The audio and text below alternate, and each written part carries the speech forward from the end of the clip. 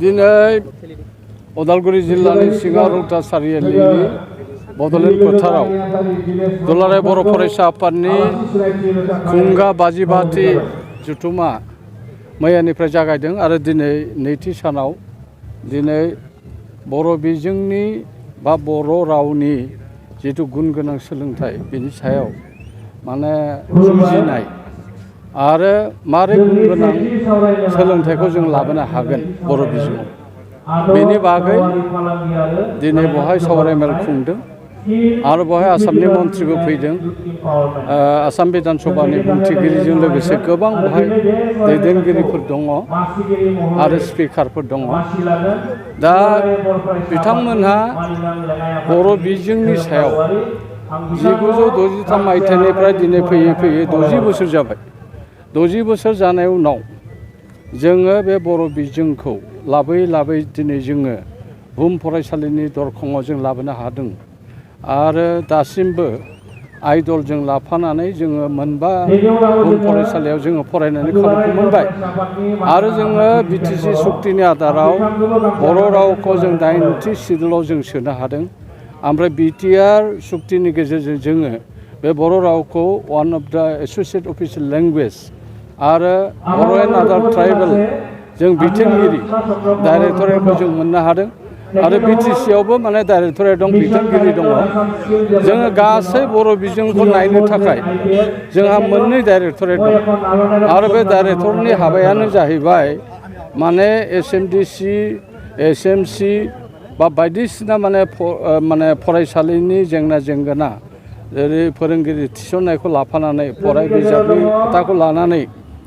माने गुदि फरायसालिनिफ्राय इउनिभारसिटिसिम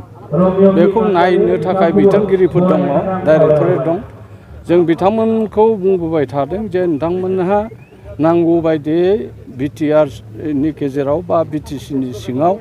आरो आउटसाइड बिटिसिआव जेराव बर' कसारि अट'नमास काउन्सिल जाबाय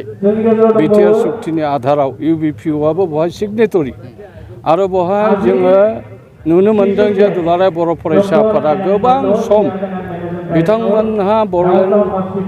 आलादा रायजो सोमावसारनानै बे गोजोन सुक्तियाव माने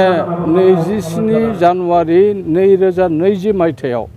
मोनसे बिराद जारिमिनारि सुक्ति जादों आरो बे जारिमिनारि सुक्तियाव मोनब्रै दोलोनि एनडिएबिआ शान्ति प्रक्रियानि थाखाय बिथांमोनहा फैदों आरो दिनै बिथांमोननि रिहेबिलिटेसननि खोथा सोलिगासिनो दङ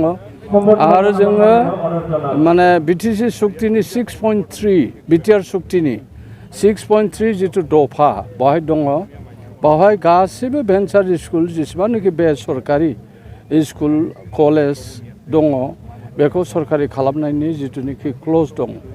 बे ओंथियैनो जोङो आसामनि गिबि मन्थ्रि डक्टर हिमन्त बिश्व शर्माजों हाइ लेभेल डिसकासन खालामदों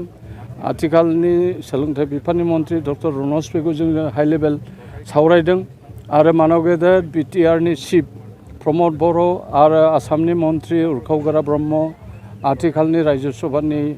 एमपि रोनगोरा नार्जारिखौ लाफानानै जोङो जिल्ला बर' थुनलाइ आफादजों लोब्बा लाखिनानै आरो जेसेबांनाखि जोंनि एकाडेमिसियानफोर रोंगौसाफोर दं बिथांमोनखौ लाफानानै अपिनियन जों लानानै जे 6.3खौ माब्रैहाय जों बाहायनो हागोन बे खोथाखौ जोङो हाइ लेभेल डिसकासन आसाम गभर्नमेन्टजों सावरायदों आरो बेनि थाखाय जोङो मोनसे फिथाइ जों मोननो हादों जे आसाम गभर्नमेन्टआ थांनाय जुलाइ दानाव मोनसे केबिनेट डिसिसन जादोंमोन बे केबिनेट डिसिसनाव आरो स्कुलखौ माने प्रभिन्सियेलाइज खालामनाय जानाय नंला सरकारिकरन खालामनाय जानाय नंला होननाय खोथाखौ जों अजद दैखांदों आरो जिल्ला थांनानै जोङो माने पाब्लिक एवारनेस खालामदों आरो जों खोथाखौ बुंदों आरो जोङो आसामनि हारिमायारि आफाद जेरै दुलाराय बर' फरायसा आफादाथ' दंखायो आसाम साहित्य सभा ओमफ्राय जोङो अल आसाम स्टुडेन्टस इउनियनजों गासै लोगो नांनानै जों बुंदों जे जोंनि पाब्लिक मानिजों रायजो राजानि फैसाजों जों जिथु स्कुल गायसनदों बे स्कुल गायसननायखौ सरकारिकरन खालामनांगौ आरो बिसेसकै जोंहा मोनसे सुबिदा जे 6.3नि आधाराव बेखौ खालामजोबनांगौ बे बेलायाव आसाम गभर्नमेन्टखौ जों बुंनानै दासिम जोङो गं 26 कलेज बिटिसिनि गेजेराव बा बिटिआरनि गेजेराव बेनि बाजाव जों 10खान कलेजखौ 10 कलेजखौ जोङो माने बाजेटआव लानो हाबाय आरो बे 10 माने फरायसालिमाया थाबैनो प्रभिन्सियेलाइज जासिगोन आरो बेजों लोगोसे जों आसाम गभर्नमेन्टखौ बुंदोंमोन जोंहा माने दाइस्कट जिथु जोंहा जिथु पिटिआर पिपल्स टिचार्स रेशियो 1:30 बेखौ नायनानै जोंनि स्कुलफ्रा बायलांजोबनो हमदों बेखौ नायनानै जोङो होनदों जे आसाम गभर्नमेन्टआ जोंनो सुबिदा मोनसे होनांगौ आरो बेनि थाखाय 2 बोसोर जोंनो मोनसे सुबिदा होदों स्टुडेन्ट एनरलमेन्ट बारायनो थाखाय बे मोनसे जोंहा साक्सेसफुल आरो जोङो थांनाय जिथुनिखि तामुलपुरनि 61थि जथुमा बावहाय गिबि मन्थ्रि मानब गेदेर गिबि मन्थ्रिया जोंनि माने 12 थाखोसिम बर' बिजोंखौ लांनायनि थाखाय फोसावबाय आरो थांनाय 6 सेप्तेम्बर खालि क'क्राझाराव जानाय केबिनेटआव बेखौ पास खालामनानै दा बेखौ नटिफिकेसन होबाय गोजोनथाव बाथ्रा आरो जों बिराद गोबावै दाबि खालामबोनाय बे 12सिम लांनाय 12 थाखोसिम लांनाय बर' रावा दिनै बिजों महरै जोङो जायगा मोनबाय आरो बेजों लोगोसे जोङो आसाम गभर्नमेन्टआ जिथुनिखि टि गार्डेन साहा बागिचा एलेकायाव जिथु मडेल स्कुल बानायदों आरो दा सर ओनसोलावबो मडेल स्कुल बानायनो नागिरदों जोङो बे मडेल स्कुलफ्रा बर' बिजोंनि मडेल स्कुल जानांगौ होननानै जों दाबि खालामदों आरो दिनै अदालगुरिखौ लाफानानै गुबुन गुबुन जायगायाव मडेल स्कुल खालामदों बिथांमोनहा इंलिश मिडियाम जों होनदों जे बर' बिजोंखौ फोथांना लाखिनो थाखाय जोंनो मडेल इंलिश मिडियाम नांगौ जेरोखोम दीन दयाला माने बिथांमोना मडेल कलेज बानायदों बेबायदिनो दा थाङै थुङै जोङो आसाम गभर्नमेन्टजों सावरायगासिनो दङ आरो दिनै दुलाराय बर' फरायसा आफादा रौता बायदि जायगायाव दिनै बिथांमोना थान्दै मेल खुंदों आरो बे थान्दै मेलनि गेजेरजों बिथांमोना हयथ' दाबि दावासफोरखौ मोनसे गभर्नमेन्टनि मेसेज होनो हागोन आरो बिटिआर सरकारखौबो जों बुंबाय थागोन आरो बे जोंनि दाबिफ्रा सुङागौमानि जोंनि दाबिया बर' थुनलाइ आफादनि दाबिया आरो दुलाराय बर' फरायसा आफादनि दाबिया थाबाय थागोन आरो गोजोननाय बाथ्रा जे जोंहा गाबोन गिबि मन्थ्रि बेवहाय फैगोन होनदों दहाय सोलोंथाइ बिफाननि मन्थ्रियाबो माखासे खोथा बुंदों माखासे गुन गोनां सोलोंथाइखौ माबोरै थाङोबा जोङो दावगालांनो हागोन दानि इनफरमेसन टेक्न'लजि दानि ग्लबेलाइज मुगायाव दानि लार्निं टिचिं एडुकेसनाव माबोरै जों चेलेन्जिं जों खालामनो हागोन माबोरै खारफानो हागोन बेफोर खोथाखौ साननानै जोङो बर'फ्राबो जोङो जानजि खानांसिगौ आरो जोङो गुन गोनां सोलोंथाइ लानानै जोङो मुलुग दरबाराव माने हारि हिसाबै थांनानै थानाय जेराव राव गैयाबा हारि थाया हारि थायाबा राव गैया बे ओंथियै आरो मोनसे ओंथिया थाबावनांगौ जोंनाव माइ लेंगुवेज एन्ड कालचार इज द बेस्ट इन द वर्ल्ड बे ओंथियैनो बे मोन्थोरजों जों खारनानै जोङो बर' राव थुनलाइ हारिखौ जौगानांगौ आरो जोङो समाजाव गोजोन थासारिखौ लाबोनांगौ दानि दुखु गोनां खौराङा बेनो जे दानि मुगायाव सासे सानैल' गथ' मोनसे परियालाव मोनसे न'खराव सासे सानैल' गथ' आरो बे गथ'खौ माने गावनि बिमानि राव स्कुलफ्राव होनायाव दिगदार मोनदों बिसोरो थारमाने मानो जादों जोङो जिर' टिचार आरो जेराव जों सिंगेल टिचार दानि दावगाफु मुगायाव नों जुदि जिर' टिचार जायो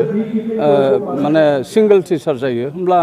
बे स्कुलनि मानदण्ड बे स्कुलनि थासारिया मा जागोन बेनिखायनो जोंना गार्जेनफ्रा माने फरायसाफोरनि बिगोमा बा गार्जेन बिमा बिफाया सानदों आङो टिचारानो गैया मोजां सासे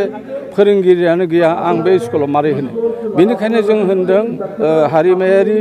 सोलोंथाइ खान्थि जिहेतु जासिगोन NEP नेशनेल इडुकेसन पलिसि बे नेशनेल इडुकेसन पलिसियाव गाइडलाइनाव बेवहाय फाउन्डेसन कर्स होननाय मोनसे दङ आप टु क्लास 5 बिमानि रावजों जागोन खिन्थु बेनि सिगाङाव जोङो सरकारि स्कुलफ्राव 6+ नङाबा गथ'खौ एडमिसन होनो हायामोन दा जों आसा लाखिदों जे फाउन्डेसन कर्स जानाय लोगो लोगो आन्डार NEP हयथ' जोङो फरायसानि बे सानखोखौ जों मोनगोन होननानै सानदों आरो जोंनि जायफोरनिखि 1963 मायथाइनिफ्राय जुजिनानै बर' बिजोंखौ गायसनदोंमोन दासिम बुहुम फरायसालिसिम जों मोनबाय one of the associate official language जाबाय बे रावखौ फोथांना लाखिनाया जोंनि साफ्रोमबो बर' फिसाफोरनि बिबान जाय जेरावखि थाया मानो बे हालुवानो जा दाहोनायानो जा सोरबा माहाजोनानो जा सोरबा लेखा गोरों जा प्रफेसार जा बर' थुनलाइ आफादनि मावथि जा दुलाराय बर' फरायसा आफादनि मावथि जा बयबो जोंहा जानजि खानांगौ गावनि बिमानि रावखौ जों फोथांनानै लाखिनांगौ where there is no language there is no society बे ओंथिजों जों खारनांगोन दायो जिखिनि क्लास 3 आरो 4 निफ्राय जिखिनि इंलिश बिजोंजों माने खालामनो नागिरदों बे समावथ' बर' रावा थांना थागोन ने जोङो सानदों माने आसाम गभर्नमेन्टआ जितु गुणगत शिक्षा एबा गुन गोनां सोलोंथाइनि थाखाय बिथांमोनहा थाखो 3निफ्राय माने सानखान्थि आरो बिगियान बेवहाय इंराजि बिथांमोनहा सोफादेरनो नागिरदों माने गथ'खौ हायार क्लासाव जेला थाङो इंलिशनि एसे मोजां रोंगौसा खालामनो थाखाय आखा फाखा खालामनो थाखाय बिथांमोनहा बुंदों खिन्थु जों बुंदों मा एनइपिनि गाइडलाइन मथे फाउन्डेसन कर्सआव बिमा रावजों जानांगौ आरो भारतनि गाहाय मन्त्रि मानगदेव माने मदि